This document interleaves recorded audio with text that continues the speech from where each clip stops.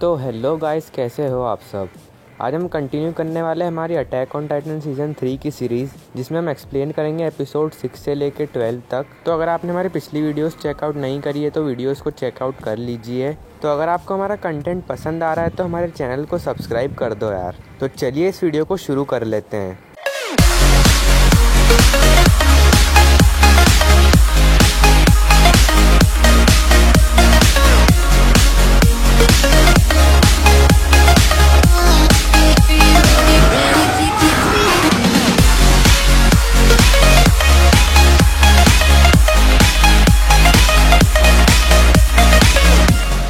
तो एपिसोड 44 यहाँ पे स्टार्ट हो जाता है, जिसका नाम होता है विश। तो रॉड्रिक्स कहता है कि फ्रीज़ा अभी भी पूरी तरीके से मरी नहीं है, उसकी मेमोरीज़ अभी भी ज़िंदा है। और वो स्टोरिया से कहता है क्या तुम उसकी मेमोरीज़ लेना चाहती हो। तो स्टोरिया एग्री हो जाती है। तो फिर उसके बैग में से इंजेक्शन निकालता है रॉड्रिक्स। तो फिर एरन उस इंजेक्शन को देख के समझ जाता है कि यह तो वैसा ही इंजेक्शन है जैसा कि उसके डैड ने उसे दिया था। तो वहीं दूसरी तरफ लीवाई की स्क्वाड अंदर घुसने वाली होती है। तो लीवाई गेट खोल लेता है अपने पैर से लात मार के, और वो सब देखते हैं कि उनकी तरफ नीचे बैरल लुढ़कते हुए आ रहे हैं। और साशा एक बैरल पे जलता हुआ तीर मार देती है, जिससे कि वो फट जाता है और चारों तरफ धुआं ही धुआं हो जाता है। तो लीवाई सोल्जर्स काउंट करने लगता है। वो बोलता है कि टोटल 35 सोल्जर्स है, हमें इनको मारना ही होगा। तो फिर कैनी आता है और लीवाई के पीछे से एकदम गोली चलाता है उसके ऊपर, पर लीवाई उसे डॉज कर देता है। पर इतने में लीवाई का ध्यान भटक जाता है और कैनी उसके आँख के नीचे एक स्क्रैच कर देता है चाकू से। जब कैनी दूसरी गोली मारने ही वाला होता है लीवाई को, लीवाई के पास एक ऑयल का बैग होता है, तो वो कैनी की तरफ फेंक देता है, जिससे कि बीच में ही एक्सप्लोजन हो जाता है और लीवाई कैनी को घायल करने में कामयाब हो जाता है। तो जो हांजी होती है वो इस फाइट में बुरी तरीके से घायल हो जाती है। फिर सीन शिफ्ट होता है। इसी मौके का फ़ायदा उठा के मिलिट्री पुलिस वाले गुफा के और अंदर चले जाते हैं, और वो जो गेट रहता है उसके ऊपर एक नेट डाल देते हैं, जिससे कि वो लोग अंदर नहीं आ सकें। वहीं दूसरी तरफ एरन छटपटा रहा होता है, क्योंकि उसे पता होता है कि रॉड्रिक्स हिस्टोरिया को इंजेक्शन देके उसे टाइटन बनाना चाहते हैं। तो रॉड्रिक्स हिस्टोरिया को बताते हैं कि जिस गुफा में हम खड़े हैं वो गुफा हमारे पूर्वजों ने टाइटन पावर से बनाई थी, और इसी टाइटन पावर का यूज़ करके वॉल्स बनाई गई हैं, जो कि सालों से इंसानियत को बचा रही हैं। आज से कई साल पहले फाउंडिंग टाइटन ने चिल्लाया था, उसकी चीख सबके कानों में गई थी, जिसके कारण उन लोगों की मेमोरी बदल गई। और इसी कारण किसी को भी नहीं पता कि वॉल के पहले दुनिया कैसी थी, सिर्फ एक व्यक्ति को छोड़ के, जो थी फ्रीज़ा। आज से कई साल पहले उसने अपने अंकल और मेरे भाई को खा के फाउंडिंग टाइटन की पावर ले ली थी, और ऐसा करते ही उसके पास हमारे एंसिस्टर्स की मेमोरी आ गई थी।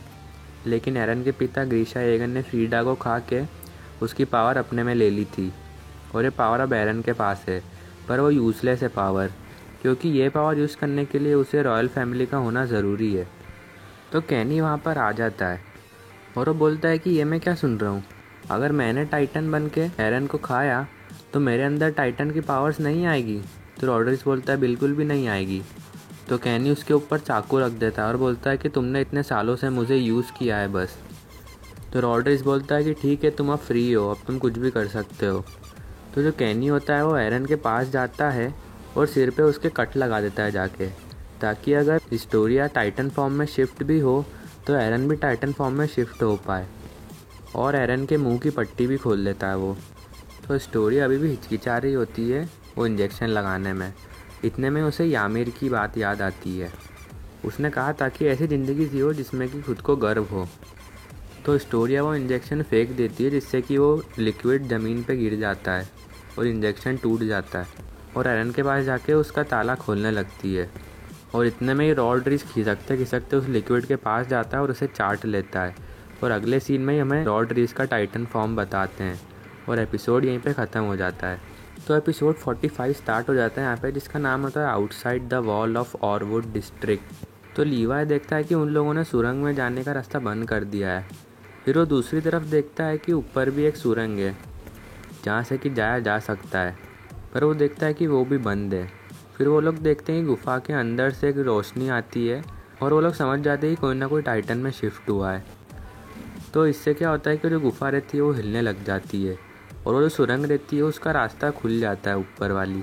तो स्काउट के मेंबर्स वहाँ से निकल लेते हैं। तो यहाँ पे जो स्टोरिया है वो एरन के ताले खोलने की कोशिश कर रही होती है और वो खोलने में कामयाब हो जाती है, पर विंड प्रेशर इतना ज़्यादा हो जाता है कि वो पीछे फिका जाती है और वहाँ पर लीवा और उसकी स्क्वाड आ जाते हैं। तो फिर साशा कहती है कि ये टाइटन तो कोलोसल टाइटन से भी बड़ा लग रहा है।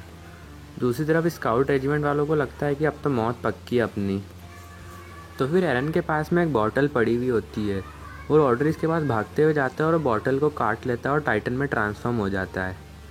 लेकिन इस बार वो टाइटन में ट्रांसफॉर्म होकर क्रिस्टल क्रिएट करने लगता है, जिससे कि लीवा सबको ऑर्डर करता है कि सब लोग एरन के पास चलो। तो आर्मिन, मोविड और हांजी तीनों गिरजाघर से बाहर निकलने में कामयाब हो जाते हैं। फिर आर्मिन सोचता है कि भूकंप कहाँ से आ रहा है। जो वो लोग पलट के देखते एक टाइटन को जो कि अपने पैरों पे खड़े होने की कोशिश कर रहा होता है।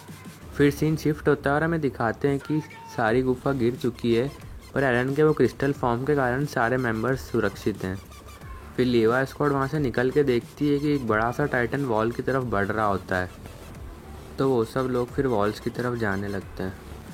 तो स्टोरिया एरन से कहती है कि तुम्हारे पिता एक अच्छे आदमी थे, वो सिर्फ दुनिया को बचाने की कोशिश कर रहे थे, क्योंकि उन्हें पता था कि रीस फैमिली के पास में टाइटन की पावर होते हुए भी वो लोग टाइटन से मुक्त नहीं करा रहे। अब सीन बदलता है। स्काउट रेजिमेंट के सोल्जर ऑरवुड डिस्ट्रिक्ट में पहुंच जाते हैं। यहाँ पे गैलेसन और स्काउट की मीटिंग चल रही है।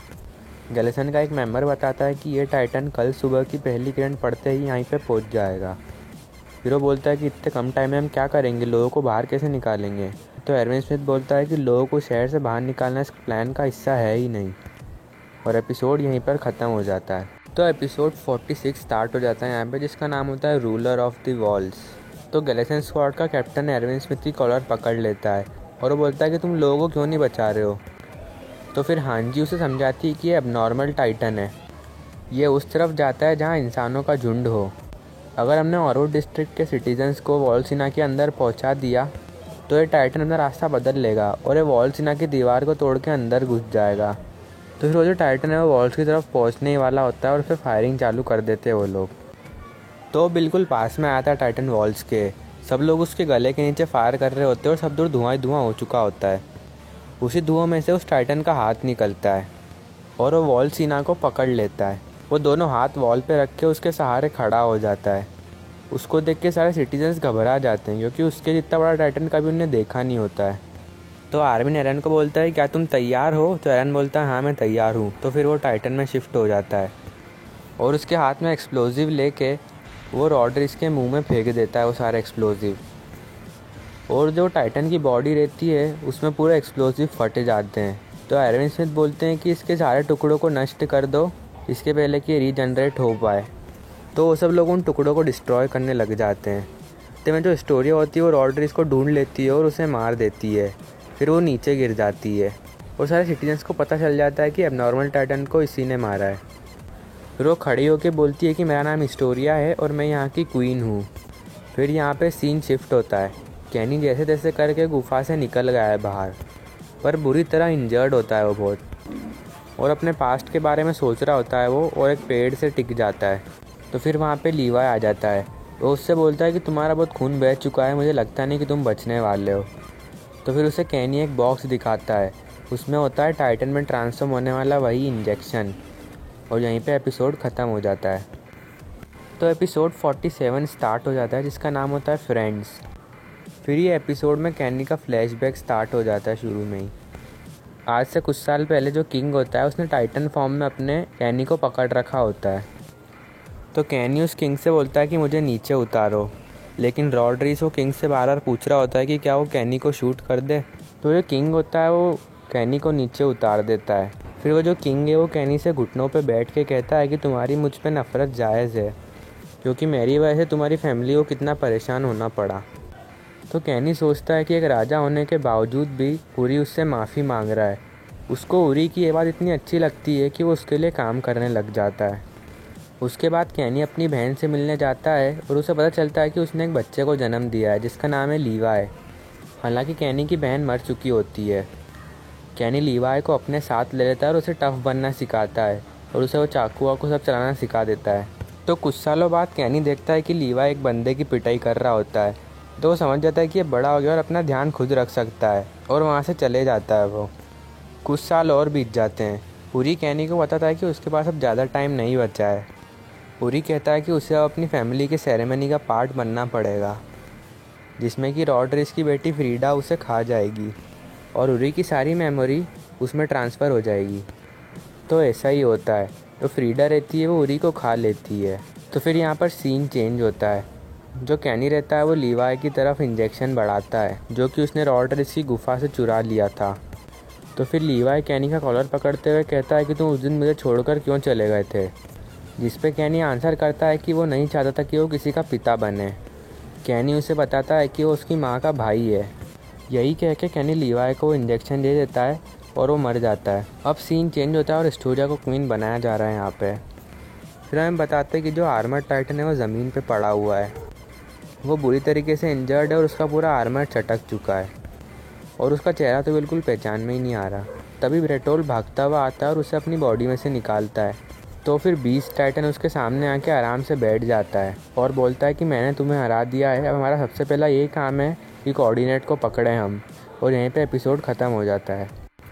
तो एपिसोड 48 स्टार्ट हो जाता है, जिसका नाम होता है बाय स्टैंडर। तो एरन की उस एबिलिटी के कारण एक नया वेपन बना दिया गया है। इस नए वेपन से टाइटन्स को मारना और भी आसान हो चुका है। अब नेक्स्ट सीन में स्काउट रेजिमेंट के कम्युनिटी हॉल में एरन और उसके दोस्त बैठे हुए हैं। तो जो मार्लो होता है वो भी स्काउट रेजिमेंट को ज्वाइन कर लेता है और वो बोलता है कि इस नए हथियार से हम टाइटन्स की छुट्टी कर देंगे।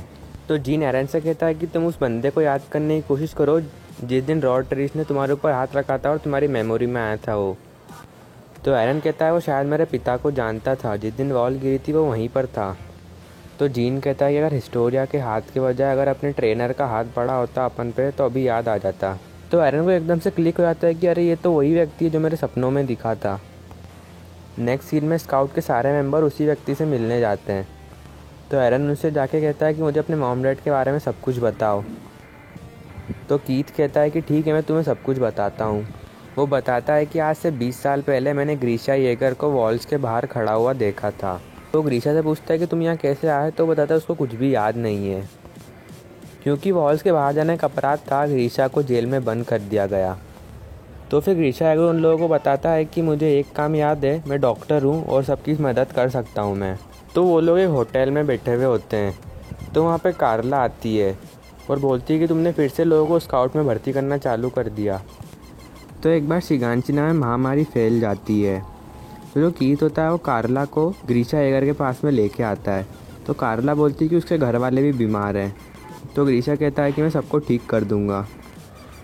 कुछ दिनों बाद कीथ को कमांडर बना दिया जाता है और कार्ला की शादी ग्रीशा के साथ में हो जाती है।